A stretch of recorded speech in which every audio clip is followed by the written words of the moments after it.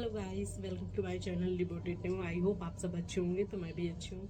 और आज है किन्नू के स्कूल में पीटीएम, और जो समर वेकेशन का होमवर्क होगा वो मिलेगा। तो मैं किन्नू को लेकर तो नहीं जा रही हूँ, और मैं जा रही हूँ स्कूटी से।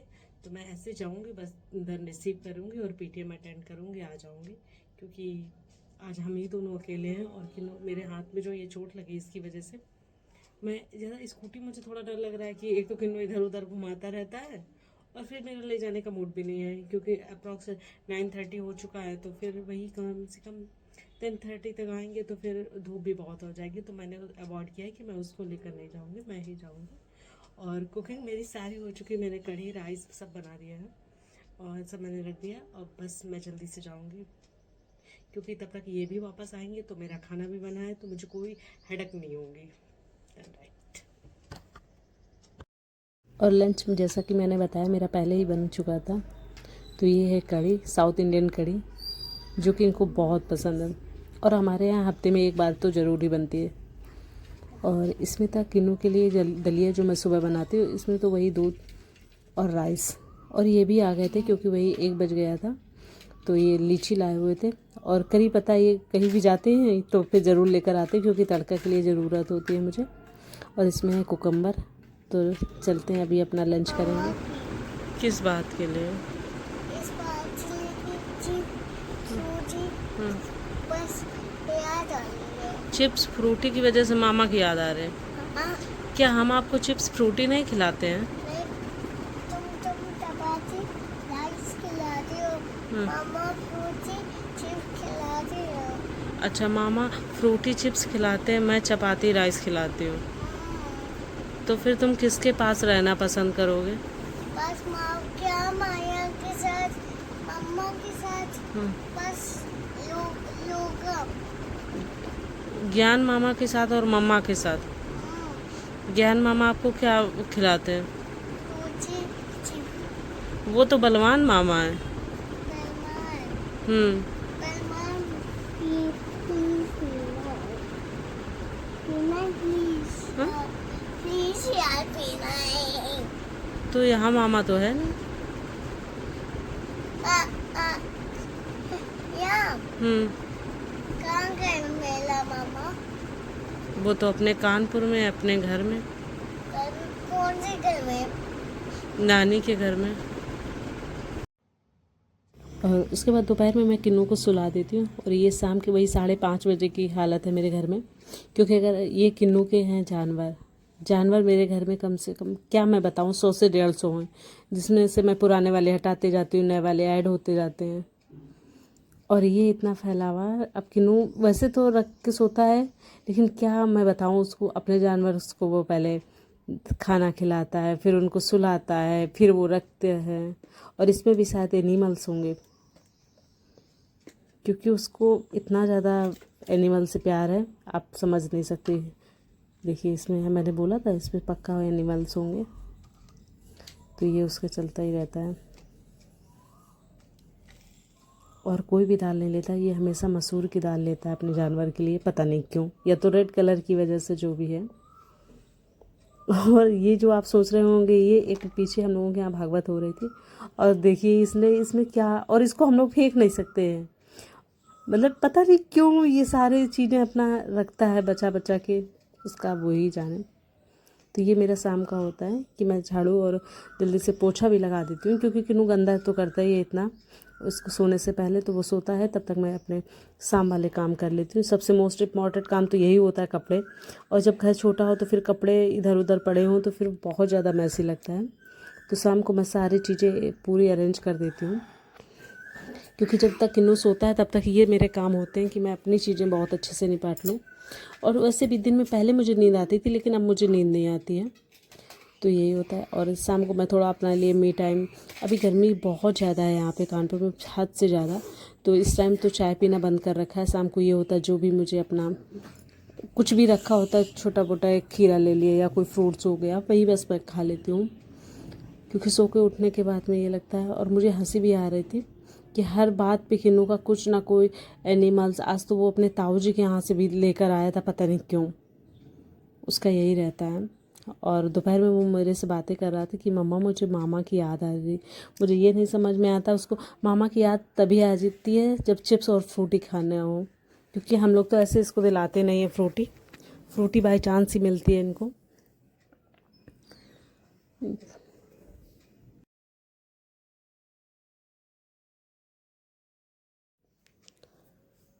और आप सब अपना इवनिंग कैसे स्पेंड करते हैं मुझे ज़रूर कमेंट में बताना। और मेरे ब्लॉग कैसे लगते हैं आप वो भी मुझे बताना, थोड़ा सा अप्रिशिएट करिए। वैसे मैं ऐसा नहीं है कि मैं ब्लॉगिंग अपने उसके लिए, लेकिन मैं टाइम पास के लिए करती हूँ, क्योंकि मुझे ये देखो इसमें फिर से एक एनिमल्स मिल गया। कपड़ों में हर जगह मिलता है। और जो ये रील्स बनती है ना कि बॉयज़ मम्मा के साथ हर जगह वो होता है, लेकिन वो सच में होता है। मेरे साथ भी बहुत बार होता है कि इधर कार पड़ी, कभी उधर कार पड़ी। मेरे घर में कार से भी ज़्यादा एनिमल्स इधर उधर मिलते हैं। तो ये है। और ये देखो मुझे किसी चीज़ का वो मिला था, शायद हेयर कट का था, क्योंकि किन्नू और किन्नू के पापा जी ने हेयर कट करवाया था। और इसमें हाँ इसमें मुझे पता था, क्योंकि लेकिन ये मेरी जीन्स थी तो कुछ वो नहीं है। और पता है कभी कभी मुझे लगता है मैं कितने जल्दी से ये सब काम करने लगी। और शाम को मैं वैसे जैसे बताया मैंने अभी चाय नहीं पी, तो वैसे मैं चाय बहुत लवर हूँ। लवर तो नहीं बोल सकते, मुझे एडिक्टेड बोल सकते हैं। मैं हूँ चाय का एडिक्टेड। तो शाम को बस वही लीची रखी थी वही मैंने खा ली, क्योंकि इसके बाद मुझे थोड़ा सा जाना था सैलून ऐसे सेल्फ ग्रूमिंग के लिए। और मैंने यहाँ पे अपना कैमरा लगा दिया था, लेकिन मुझे यही नहीं पता था कि उसमें मेरा फेस रिकॉर्ड भी हो रहा है या नहीं हो रहा। लेकिन मैंने बाद में देखा, फिर मैंने ऐड कर दिया। मैंने कहा कोई नहीं यार, कुछ चीज़ें तो आप करने से ही सीखते हैं। अगर आप कुछ गलतियाँ करेंगे नहीं तो सीखेंगे कैसे। और इन सब चीज़ से मुझे याद आया कि हर एक लेडीज़ को या हाउस वाइफ को अपने आप के लिए थोड़ा तो टाइम देना चाहिए, मी टाइम्स। या 24 आवर में आप 24 मिनट्स भी नहीं अपने आप को दे सकते। अगर आप ऐसा नहीं करें तो सच में आप बहुत गलत कर रही हैं अपने साथ।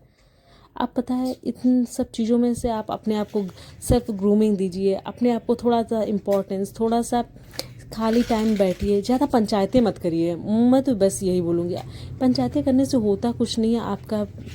आपके मतलब माइंड का सुकून भी ख़त्म हो जाता है। आप इधर से उधर, उधर की इधर करने में ही व्यस्त रहते हैं। जितना आप अकेले में रहेंगे आप उतना ज़्यादा इम्प्रूवमेंट करेंगे, मेरा तो यही मानना है। और क्योंकि मुझे इसके बाद जाना था सैलून जाऊँगी। रात में है सौर्या का बर्थडे, तो फिर मुझे वहाँ भी जाना है।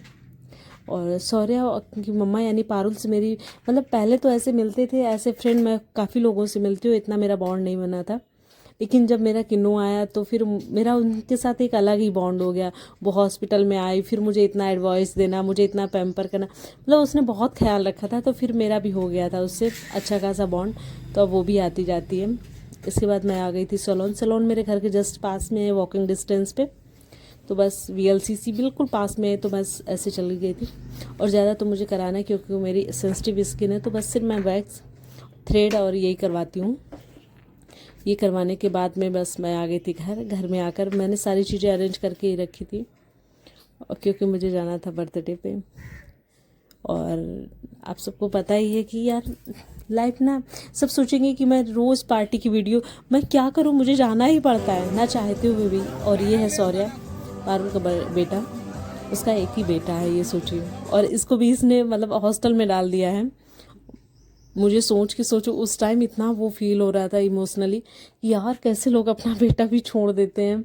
और वो भी रो रही थी कि हाँ नेहा सच में मैं बहुत रोई, बहुत डिप्रेशन में रही कि, लेकिन मुझे भेजना था, उसको पढ़ाना था। मैंने कहा सही बात है, बेटे कब इतने बड़े हो जाते हैं यार। और यहाँ चले गए, और ये सारे उसके फ्रेंड्स थे। ये सोचो ये इतना छोटा सा बेटा और उसका इतने सारे फ्रेंड्स।